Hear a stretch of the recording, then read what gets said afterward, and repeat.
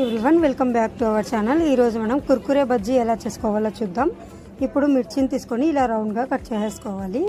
ఇప్పుడు అందులోకే కొంచెం శనగపిండిని కూడా యాడ్ చేసుకోవాలి. అలాగే కొంచెం సాల్ట్, అలాగే కొంచెం సోడా పొడిని కూడా వేసుకొని కొంచెం వాటర్ వేసుకొని బాగా మిక్స్ చేసుకోవాలి.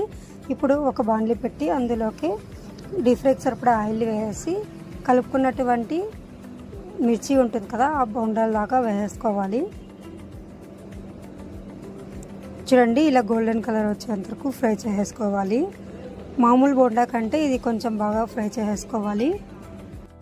ఇప్పుడు ఇవన్నీ ఒక ప్లేట్లోకి తీసుకొని సన్నగా తరుక్కున్నటువంటి ఆనియన్స్, అలాగే కొత్తిమీర, అలాగే ఇప్పుడు కొంచెం కారం, ఈ కారంని తగ్గట్టు కొంచెం సాల్ట్ని కూడా వేసుకొని కొంచెం ధనియా పౌడర్, కొంచెం గరం మసాలాను కూడా వేసుకొని బాగా మిక్స్ చేసుకున్న తర్వాత కొంచెం నిమ్మరసంని కూడా వేసుకొని బాగా మిక్స్ చేసుకోవాలి.